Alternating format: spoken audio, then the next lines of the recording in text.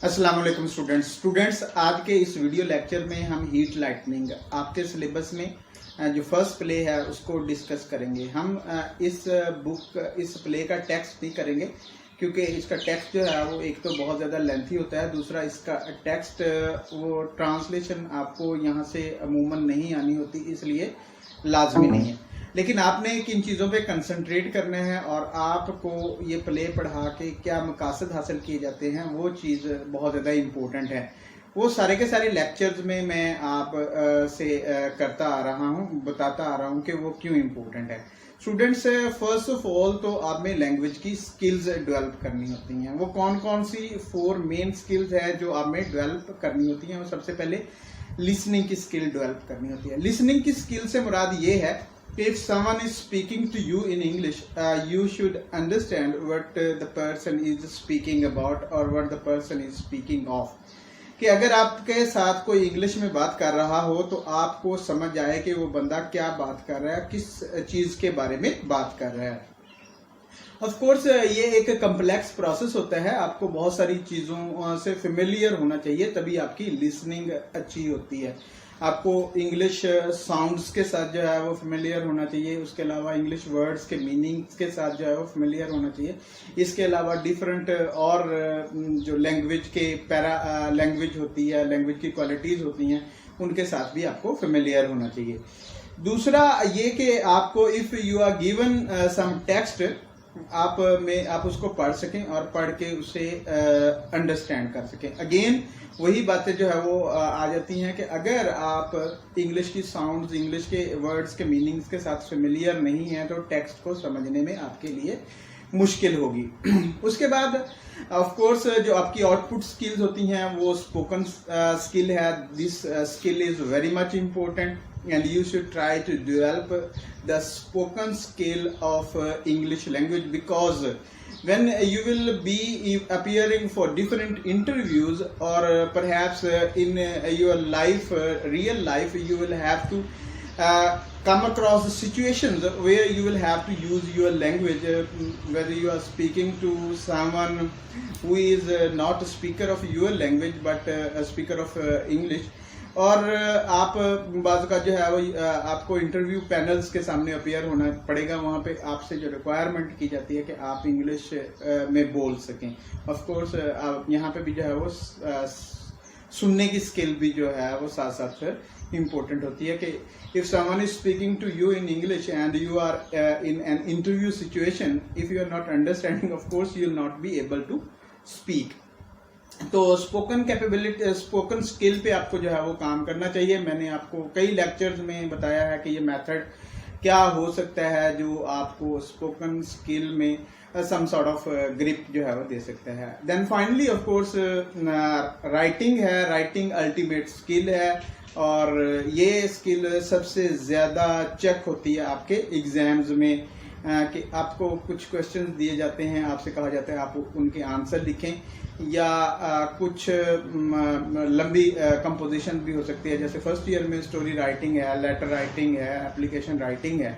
इस किस्म की स्किल्स भी आप में डेवलप करने की कोशिश की जाती है। बहरहाल हीट लाइटनिंग फर्स्ट प्ले है और इस प्ले को हम एक किस्म का मेलोड्रामा बोलते हैं। स्टूडेंट्स, ऐसा ड्रामा मेलोड्रामा कहलाता है जिस ड्रामे में अनरियल किस्म के एलिमेंट हों। आप इस प्ले में देखेंगे कि अनरियल किस्म के एलिमेंट हैं। फिर उसके बाद इस किस्म के प्लेज को वन एक्ट प्लेज भी बोलते हैं। वन एक्ट प्लेज इसलिए बोलते हैं कि सारी की सारी स्टोरी एक ही जगह पे वकूफ़ पज़ीर होती है और इसमें बहुत ज़्यादा कम करैक्टर होते हैं। स्टोरी भी महदूद सी होती है, जैसे एक इवेंट उस पर फोकस किया जाता है और उस इवेंट के ज़रिए आपको एजुकेट, एंटरटेन या इन्फॉर्म करने की कोशिश की जाती है। तो स्टूडेंट्स, ये फर्स्ट प्ले जो है इसमें जस्ट 3 करैक्टर्स हैं। एक लड़की है जो रात के वक्त किसी पार्टी से वापस आ रही होती है। रास्ते में उसकी गाड़ी का पेट्रोल ख़त्म हो जाता है और उसे अपनी गाड़ी सड़क पर छोड़नी पड़ती है। एक और करैक्टर है, उसको मैन जो है उनसे जो है डिस्क्राइब किया गया है सारे के सारा। और ये पॉसिबली ये वो बंदा होता है जो गाड़ी में से कोई लाश वगैरह जो है वो निकाल रहा होता है। एक और कैरेक्टर जो इस स्टोरी में आता है उसे सेकंड मैन बोला गया है, और वो सेकंड मैन का किरदार जो है वो जस्ट थोड़ी देर के लिए प्ले को जो है वो प्रोलॉन्ग करना होता है, इसे सस्पेंस को कायम रखना होता है। होता यूं है कि एक लड़की डरी हुई हालत में एक बस स्टेशन पे आती है। बस स्टेशन पर पहले ही एक शख्स जो है वो मौजूद होता है, और वो लड़की काफ़ी खौफजदा होती है, उसको अपने खौफ के बारे में बताती है कि उसने रास्ते में क्या देखा। एक गाड़ी रास्ते में रुकी हुई थी और एक आदमी उस में से एक लड़की की शायद लाश निकाल रहा था।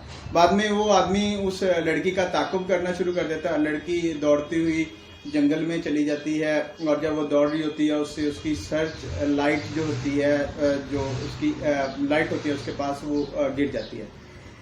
अब वो उस लड़की को काम डाउन करने की कोशिश करते हैं और कहते हैं कि जल्दी जो है वो बस आ जाएगी और वो महफूज होगी। थोड़ी देर बाद एक और आदमी वहाँ पे आ जाता है। वो आदमी काफ़ी फनी किस्म का होता है। लड़की उस आदमी को समझती है कि शायद वो he is the man who was chasing her.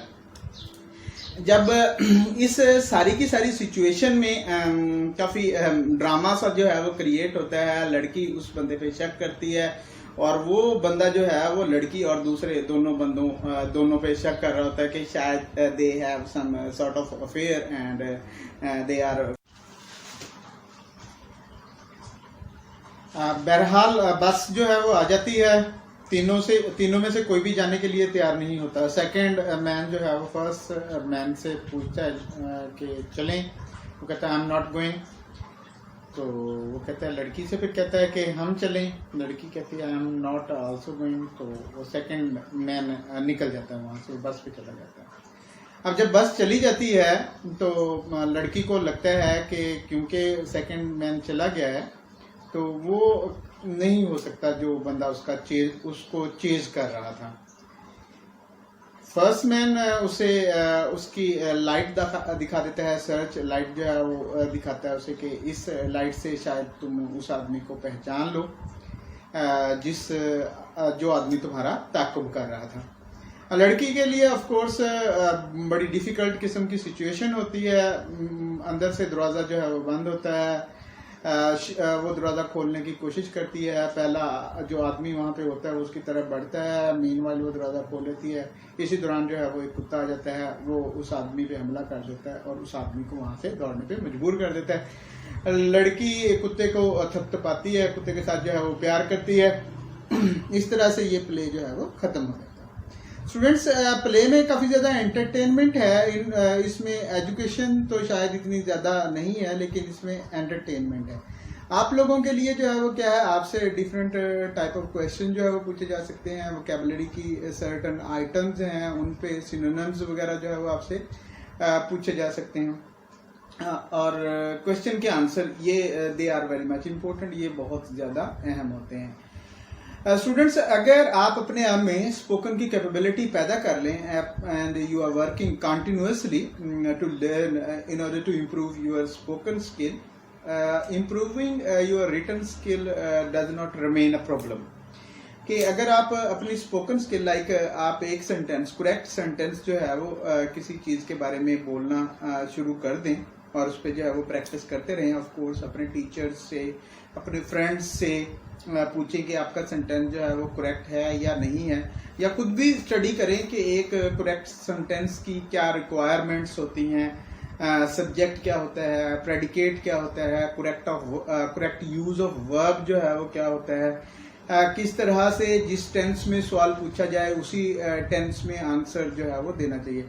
अगर आप एक सेंटेंस से शुरू करते हैं, लाइक आप एक सेंटेंस, सिंपल सेंटेंस बोलना शुरू कर देते हैं, उसके बाद आप उस सिंपल सेंटेंस को थोड़ा लेंथी करते हैं, उसमें ज़्यादा वर्ड डालने की कोशिश करते हैं, देन उसे कंपाउंड कम्प्लेक्स सेंटेंस की तरफ लेके जाते हैं, तो आपके लिए क्वेश्चन के आंसर करना बहुत आसान हो जाता है। लेकिन it needs continuous effort, continuous struggle, और ये आपको कॉन्शियसली ये काम करते होना चाहिए। आपसे एग्जामिनेशन में जो रिक्वायरमेंट होती है वो ये कि आप या तो 3 से 5 लाइंस यूज करेंगे एक क्वेश्चन का आंसर करने के लिए, या 3 से 5 सेंटेंसेस करेंगे।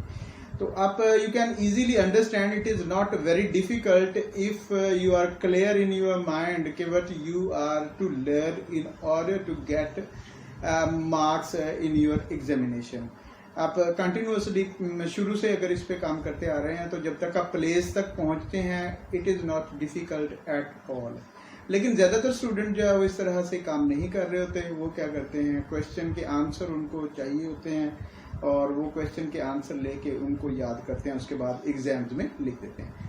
इसका सबसे बड़ा नुकसान ये होता है कि आप कभी भी लैंग्वेज पे ग्रिप हासिल नहीं कर पाते और फाइनली जब आप किसी और लेवल पे पहुंचते हैं वहाँ पे आपको लैंग्वेज सीखने के लिए और ज़्यादा मेहनत करनी पड़ती है। बहरहाल ये तो एक डिफरेंट टॉपिक था, मैंने आपको इस प्ले की समरी बता दी, वन एक्ट प्ले के बारे में बता दिया, मेलोड्रामा जो है वो बता दिया, सस्पेंस इस प्ले की एक बहुत अहम खूबी है वो बता दी। इसके अलावा मैंने एग्जामिनेशन पॉइंट ऑफ व्यू से वोकेबलरी की अहमियत आपको बता दी कि जो भी जब आप इसके टेक्स्ट को पढ़ रहे हैं जो डिफ़िकल्ट वर्ड हों उसके मीनिंग्स लाजमी देखें। अगर आपको लगता है कि आप उनको डिक्शनरी से नहीं देखना चाहते तो आप मेरे पेज एडमिट पब्लिक पे जाके जो है उसको मेंशन करें, मैं वो वर्ड्स के मीनिंग आपको वहाँ पे लिख दूंगा। तो स्टूडेंट्स इंशाल्लाह we will be doing the next play in our next video lecture. Till then अल्लाह हाफिज। आप मेरे चैनल यूट्यूब चैनल एडमिट पब्लिक को लाजमी सब्सक्राइब करें।